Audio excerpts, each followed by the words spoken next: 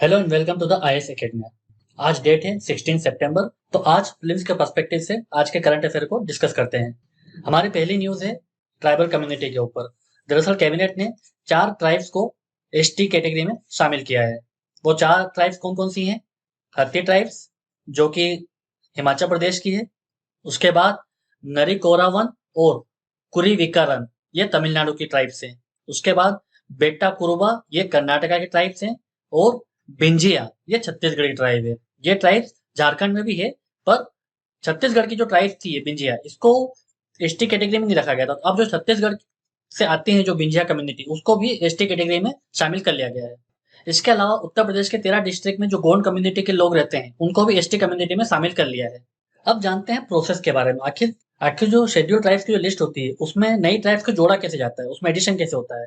दरअसल सबसे पहले जो स्टेट गवर्नमेंट्स होती हैं, वो एक पर्टिकुलर कम्युनिटी को रिकमेंड करती हैं एसटी कैटेगरी में नॉमिनेट करने के लिए, ऐड करने के लिए।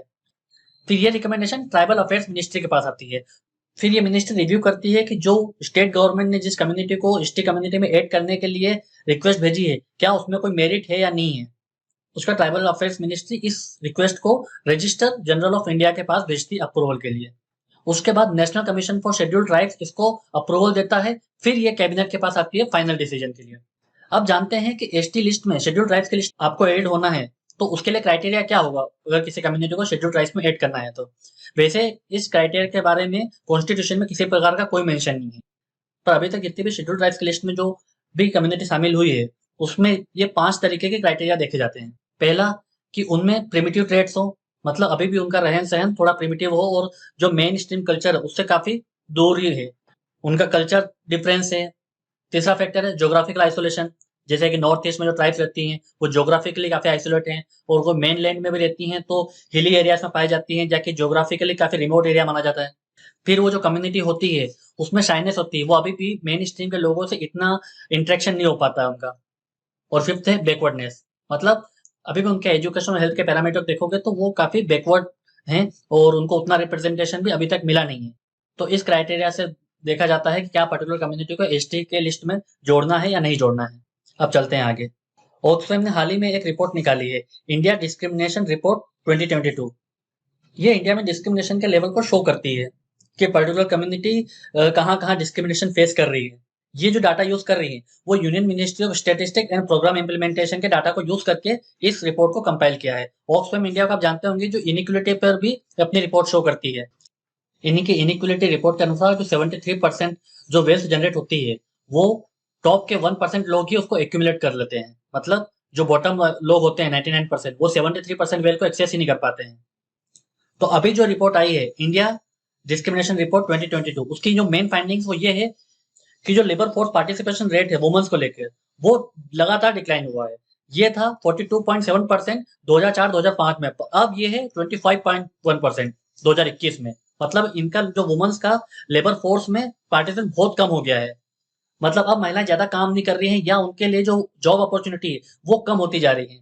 पर ये प्रॉब्लम की बात इसलिए है क्योंकि 2004-2005 से हमने ग्रोथ देखी है, पर उस हिसाब से वुमेन्स का पार्टिसिपेशन जीडीपी में अभी भी कम है। तो ये डिस्क्रिमिनेशन दिखाता है वुमेन्स के अगेंस्ट। 2019-20 में 60% मेल्स हैं जो कि सैलरीड और सेल्फ एम्प्लॉयड जॉब्स में है, पर इस नंबर के कंपैरिजन में फीमेल का पार्टिसिपेशन सिर्फ 19% है जो सैलरीड और सेल्फ एम्प्लॉयड जॉब्स में है। अगर हम वेजेस की बात करें तो अर्बन एरियाज में जो मेल मेंबर होते हैं वो 15,996 की अर्निंग करते हैं, वहीं इनके कंपैरिजन वुमेन्स की अर्निंग मात्र 6,626 है, मतलब आधी। तो ये भी दिखाता है कि वुमेन्स का जो वेज गैप है वो बहुत ज्यादा है। इसके बाद एससी एसटी कम्युनिटी के बारे में देखिए। तो जो एससी एसटी कम्युनिटी के अर्निंग है रूरल एम्प्लॉयमेंट में, वो मात्र 15,312 है, पर इसके कंपैरिजन में जो जनरल कैटेगरी के लोग हैं उनकी अर्निंग है 20,346। मतलब इनको भी वेज गैप का सामना करना पड़ रहा है। अगली कम्युनिटी मुस्लिम, 68.3% मुस्लिम अर्बन एरियाज में अभी भी डिस्क्रिमिनेशन फेस कर रहे हैं, जबकि 59% था ये आंकड़ा 2004-2005 है। मतलब इनका जो डिस्क्रिमिनेशन लेवल है वो बढ़ चुका है। तो ये आंकड़े आप कहीं भी मेंस के एग्जाम में या ऐसे में आप यूज कर सकते हैं। अगली न्यूज है इलेक्शन कमीशन को लेकर। दरअसल सुप्रीम कोर्ट में एक पिटीशन दायर की गई थी, उसमें सुप्रीम कोर्ट से ये रिक्वेस्ट की गई थी कि आप इलेक्शन कमीशन को डायरेक्ट करिए कि किसी भी हेट स्पीच के कंडीशन में वो पॉलिटिकल पार्टीज या कोई व्यक्ति इलेक्शन कंटेस्ट कर रहा है और वो हेट स्पीच देता है तो उसके खिलाफ कड़े एक्शन लिए जाए।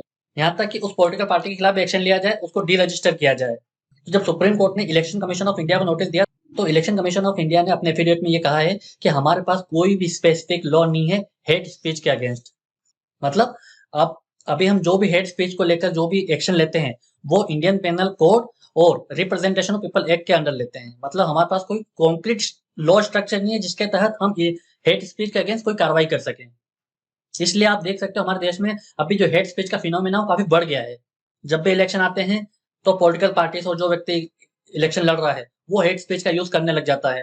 पर इसके against election commission of India ने कोई ठोस कदम नहीं उठाए हैं।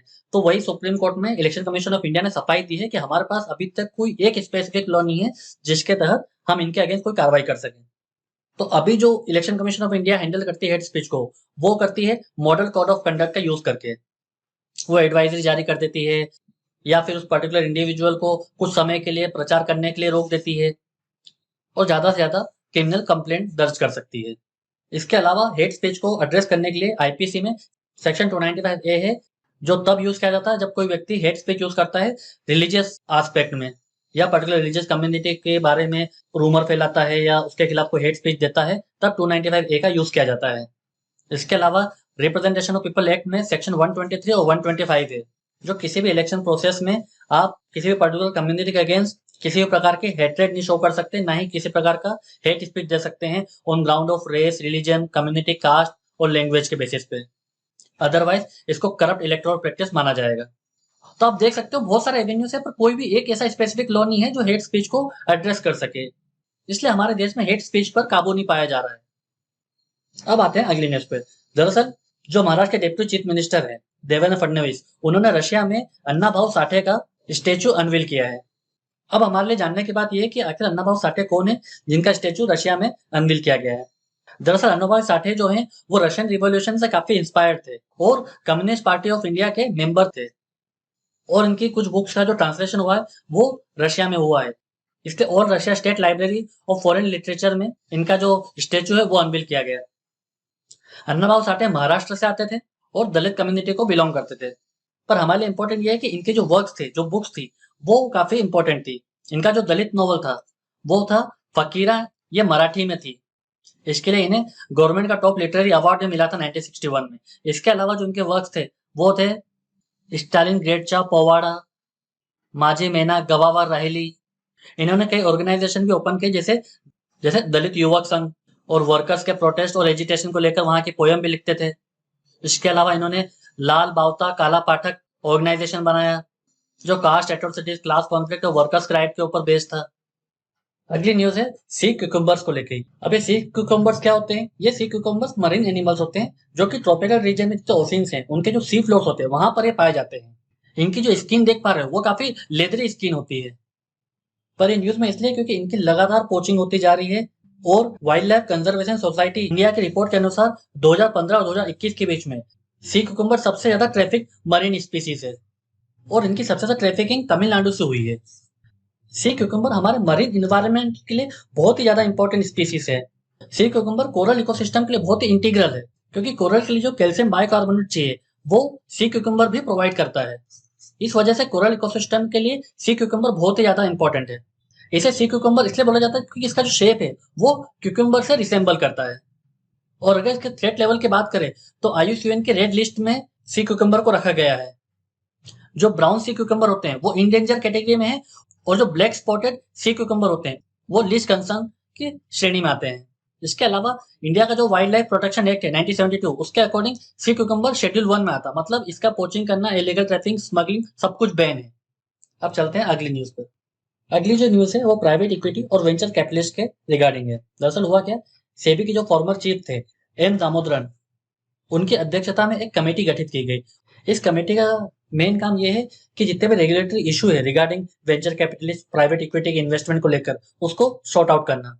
अभी तक प्राइवेट इक्विटी और वेंचर कैपिटलिस्ट हमारे देश में 5.5 लाख करोड़ का इन्वेस्टमेंट कर चुके हैं, मतलब ये काफी बड़ा चंक है। इसके रेगुलेशन की काफी नीड है हमारे देश में। अब देखते हैं प्राइवेट इक्विटी और वेंचर कैपिटल में डिफरेंस क्या है। प्राइवेट इक्विटी इन्वेस्टमेंट तब कहते हैं जब कोई इन्वेस्टमेंट ऐसी कंपनी में करता है जो स्टॉक एक्सचेंज में लिस्टेड नहीं है, मतलब ऐसी कंपनीज अभी जो लिस्ट नहीं है और उन्हें अगर किसी प्रकार के इन्वेस्टमेंट की आवश्यकता है, तो जब ऐसी कंपनी में इन्वेस्ट किया जाता है तो उसे प्राइवेट इक्विटी कहा जाता है। ये जो इन्वेस्टमेंट किया जाता है वो सोलली प्रॉफिट के लिए किया जाता है। पर वेंचर कैपिटल थोड़ा सा अलग है। ये ऐसे लोगों को फंड दी जाती है जो बिल्कुल नए लोग होते हैं, जो नए स्टार्टअप खोलते हैं। उनको बैंक से जनरली लोन नहीं मिल पाता क्योंकि उनके आइडियाज कितना सस्टेनेबल है ये पता नहीं होता है, तो बैंक्स ऐसे अनसिक्योर लोन नहीं देती। पर जो वेंचर कैपिटलिस्ट होते हैं वो ऐसे आइडियाज पर बिलीव करते हैं, उनको लगता है कि हाँ ये आइडिया काम कर सकता है, इनको आगे जाके और ग्रोथ मिल सकती है, पर ये रिस्की होते हैं। फिर भी वेंचर कैपिटलिस्ट इस पर इन्वेस्ट करते हैं और वो रिस्क उठाने को तैयार रहते हैं। ऐसे इन्वेस्टर कौन होते हैं? जो कि वेल ऑफ हो, इन्वेस्टमेंट बैंकर्स हो, जिनका काम ही यही है कि वो नए नए आइडियाज को देखते हैं कि हाँ इस पर पैसा लगाया जा सकता है। और इंडिया में भी प्राइवेट इक्विटी और वेंचर कैपिटलिस्ट की काफी आवश्यकता है, क्योंकि आप देख सकते हो हमारे देश में यूनिकॉर्न की जो संख्या है, जिनका जो वैल्यूएशन है वो 1 बिलियन के ऊपर पहुंच चुका है, वो 100 के आसपास है हमारे देश में। इसका मतलब हमारे देश में हम नए नए स्टार्टअप्स आ रहे हैं, उनको फंडिंग की आवश्यकता है।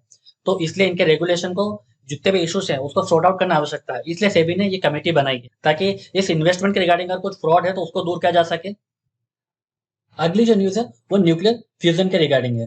ये न्यूज में इसलिए क्योंकि साउथ कोरिया का जो न्यूक्लियर फ्यूजन रिएक्टर है, जिसको के स्टार बोलते हैं, इसने एक बड़ा अचीवमेंट हासिल किया है। वो क्या है कि इसके रिएक्टर ने 100 मिलियन डिग्री सेल्सियस का जो टेम्परेचर है वो अचीव कर लिया है।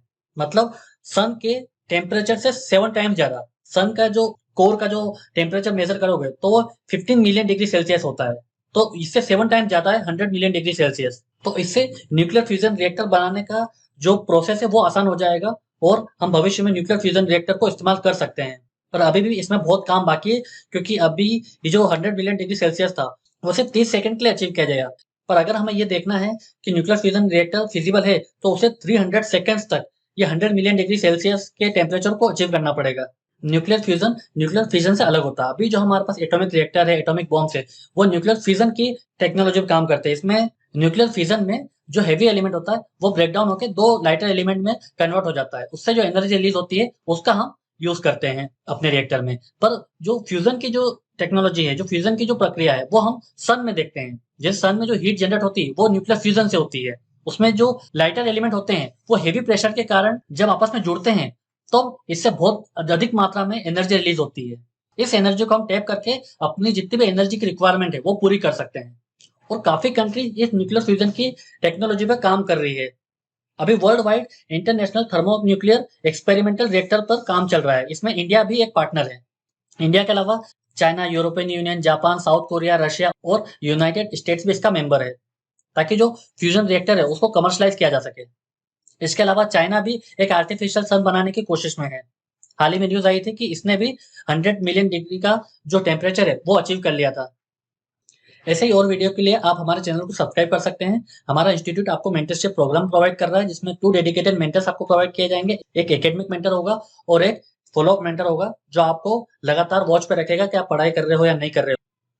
उसके अलावा एक PYQ हमारा प्रोग्राम है, जिसके तहत आपको लाइव आंसर राइटिंग कराई जाएगी और जो प्रीवियस ईयर के क्वेश्चन है उसको थीम वाइज आपके साथ डिस्कस किया जाएगा। उसके अलावा करंट अफेयर्स के लिए समाचार वाणी प्रोग्राम आपको प्रोवाइड किया जा रहा है। इसके अलावा फिलोसफी, हिस्ट्री, साइकोलॉजी की ऑप्शनल क्लासेस भी आपको प्रोवाइड की जा रही है। और अधिक जानकारी के लिए आप हमें इस नंबर पर कांटेक्ट कर सकते हैं। इस वीडियो के PDF को एक्सेस करने के लिए आप इस वीडियो के डिस्क्रिप्शन में लिंक दी गई है, आप वहां से इसके PDF को डाउनलोड कर सकते हैं। तो आज के लिए सिर्फ इतना ही। Thank you very much.